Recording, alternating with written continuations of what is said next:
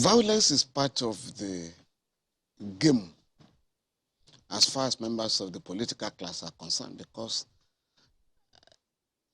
there's nobody to bring them to book. Really? Oh, yes. Not even the laws?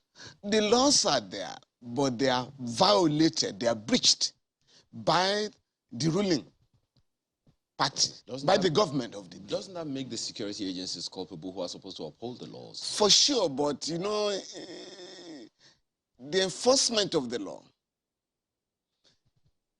in a neo-colonial environment is anchored on what they call the body language of the president, or what does the government of the day want.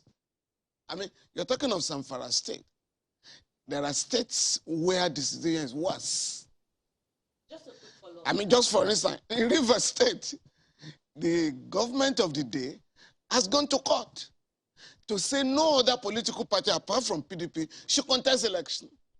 The governor has rolled out policies that will make it impossible for other political parties apart from the ruling party to even stage rallies and campaign. So, but what has the system put in place? By virtue of Section 145 of the Electoral Act 2022, it is the INEC that is empowered to prosecute electoral offenders.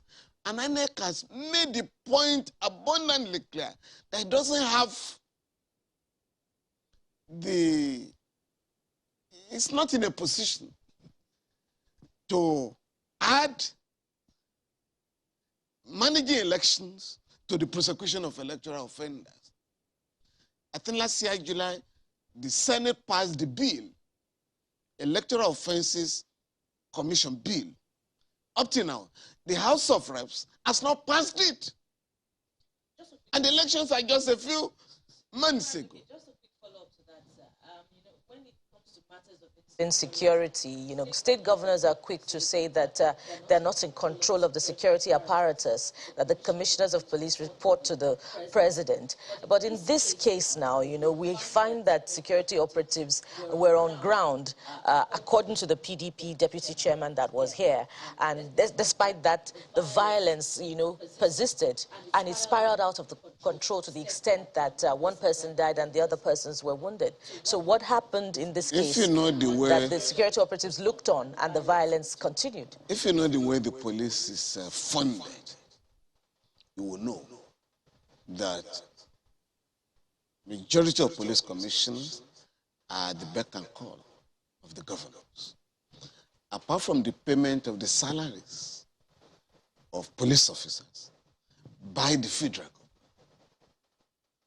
state governments are fully in charge in terms of providing logistics and payment of allowances to mobilize the police to carry out their functions. So in that kind of situation, it is difficult to say that governors are not in charge. Hence, on the eve of elections, commissioners of police are transferred out of their commands in order to ensure that there is some facade of neutrality on the part of security forces. Well, another, perhaps in the same breath, still talking about Zamfara, is that comment, that the state government, well, the APC representative that we've interviewed just said the state government didn't shut down the stations, it sealed off the stations. And of course, clearly my colleague was befuddled. What's the difference between sealing off so that no one can go out, no one can come in, and shutting down the organization so that they can't operate, at all? What, in your opinion? I think whoever made that statement is playing on words. But he just, and whether it's sealing off or closing down, it's illegal. Fine, but so what should happen? What kind of punitive measures should happen so that no other state government will be able to do that? The victims have to go to court.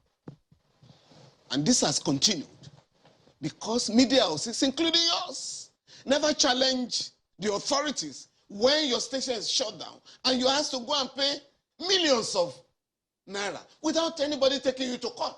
You have to pay illegal fines and you pay. So unless media houses are prepared to challenge authoritarian tactics and practices, it's going to continue.